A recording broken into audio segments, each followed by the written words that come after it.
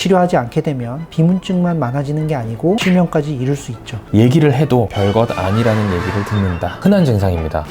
오히려 이 비문증의 개수라든지 이게 더 증가해, 더 심해지고 있다라는. 아까도 말씀드렸지만 대부분의 환자분들은 섭섭하다고 해서 거짓으로 말을 할 수는 없으니까. 수술을 할 수 있어요. 분명히 수술하고 불가능합니다. 이런 경우 많아요. 예방은 불가능합니다. 진료실에 들어오시면 어머님들이 항상 뒤에서 무언으로 이렇게 항상 외치시거든요. 오늘 점심은 돈가스랑 스파게티 그리고 샐러드를 먹었습니다. 황당하네.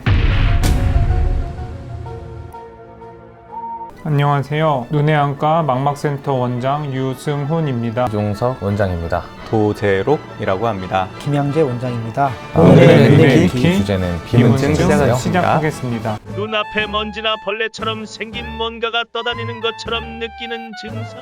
여러 가지 종류 표현을 하시는데 어떤 분들은 날파리다, 귀신 머리카락이 보인다 이렇게 말씀하시는 분도 있고요. 벌레 같은 게 보인다, 모기가 보인다 이런 표현을 쓰시는 경우가 많습니다. 왔다 갔다 하는 게 마치 태풍이 휘몰아치는 것처럼 보인다고 표현을 하실 수도 있을 것 같아요. 개요에서 중요한 거는 비문증은 질환명이 아닙니다. 비문증은 말 그대로 증상을 일컫는 증상에 대한 얘기고요. 비문증이라는 진단명이나 병명이 있는 것은 아닙니다. 사실은 저도 보입니다.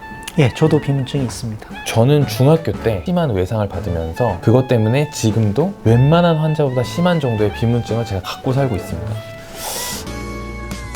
미안해, 너 있다. 저도 보입니다. 네, 그쵸. 다만 나이가 들지 않는 10대들이나 20에서 30대라 해도 눈이 나쁜 경우 이따금 일어납니다. 최근엔 스마트폰으로 인해 젊은 층에서 생기는 경우가 는다고 합니다. 이 말은 좀 스마트폰으로 인해서 젊은 층에서 생긴다는 말은 근거가 없는 얘기인 것 같아요. 진료실에 들어오시면 어머님들이 항상 이렇게 뒤에서 무언으로 핸드폰 그만 보라고 해주세요 이렇게 항상 외치시거든요. 그런 걸로 봐서 이거는 학부모님께서 적으신 게 아닌가 생각이 되네요. 실제로 네이버 카페 비문증에서는 많은 비문증 환자들이 모두 다른 이유로 인해 비문증이 생겼다고 주장한다. 심지어 너무 밝은 용접 불꽃이 눈에 자극을 주어 생겼다고 주장하는 사람, 한동검사로 인해 생겼다고 주장하는 사람 등 매우 다양하다. 제 생각에는 좀 다르다고 생각합니다. 아무 이유 없이도 생길 수 있기 때문에 하필 생겼을 때 그 행동을 하고 있었으면 괜히 그것 때문에 생겼지 않았을까라고 생각하실 수는 있지만 불꽃을 본다든지 그런 걸로 전혀 비문증이 생기지는 않습니다. 보통의 환자분들은 비문증이 있어도 산동 검사를 하면 비문증이 안 보인다고 하시는 게 대부분이고요. 왜냐하면 산동이 되면 동공이 커지기 때문에 물체를 볼 때 초점이 맺히는 부분 기능을 풀어버리는 것이기 때문에 평상시에도 보이는 비문증이 산동 검사를 하면 안 보이신다고 하시는 분들이 많고, 그리고 산동 검사 자체가 눈 안에 있는 동공을 키울 뿐이지 비문증이 생기는 장소인 유리체 속에서의 그 변화를 일으키는 것은 아니기 때문에 산동제를 넣었다고 해서 비문증이 생기는 것은 의학적으로 타당하지 않은 설명이라고 생각합니다. 용접도 아무 관련이 없죠. 왜냐하면 바깥에서 불빛이 그냥 비치는 건데 아무리 강한 불빛이 비쳤다고 해서 눈 속에서 유리체의 변화를 그 단시간 안에 일으킬 만한 원인은 제공하지 않는다고 생각해요. 비문증으로 내원한 환자의 정확한 통계는 아니지만 80%에서 90% 이상은 유리체 노화 때문에 발생한 경우가 되겠습니다. 쉽게 설명드리면 아기 때나 청소년기에는 눈 속에 유리체가 젤리 형태인데요. 잘 익은 포도알 속이 깨끗하고 투명하게 꽉 채우고 있는 상태라고 생각을 하시면 됩니다. 이 유리체의 노화가 진행이 되면 안쪽에 있는 유리체가 쭈그러들기도 하고 부피가 줄어들게 되고 액화 과정을 겪게 됩니다. 나이가 들면 또는 유리체 노화의 경우에는 10대, 20대라도 고도근시가 심한 경우에는 비교적 젊은 나이에 이 유리체의 노화가 발생을 하게 되고 안구 내벽에서 떨어져 나오게 되는데 이거를 우리가 후유리체 박리라고 하고요. 10대 때랑 나이가 들어서랑 피부 상태가 주름이 생기고 더 나이가 들어서 안 좋아지는 거를 다시 10대로 돌아갈 수 없듯이 유리체의 노화도 그런 연장선에서 고칠 수 있는 거 또는 다시 젊은 상태로 회귀할 수는 없다고 설명을 드립니다. 여기에 보시는 스트레스, 피로, 영양 불균형, 약물 부작용, 라식 부작용, 라식을 했기 때문에 비문증이 생겼다. 이런 거는 좀 무리가 있는 얘기로 보이고요. 다만 비문증이 있을 때 인터넷 검색을 해보시면 꼭 안과 진료를 보라는 얘기. 중요한 워닝 사인이다.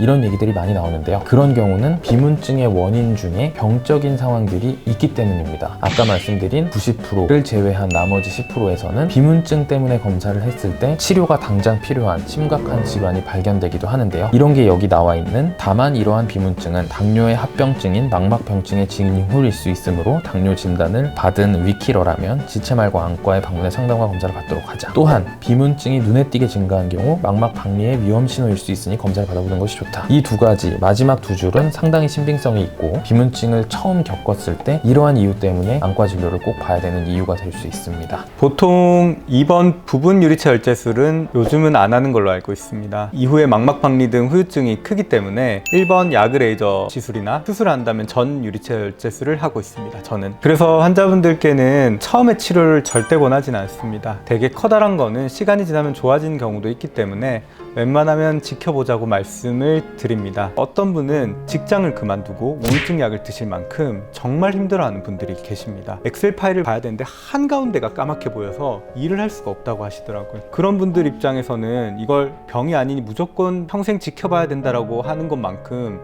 좀 절망스러운 일은 없을 것 같습니다. 만약 환자분이 정말 힘들어하시고 그걸로 일상생활에 지장이 있고 심지어 정신과 약까지 복용하셔야 될 정도라면 수술적 치료를 하는 것도 좋은 방법이라고는 생각합니다.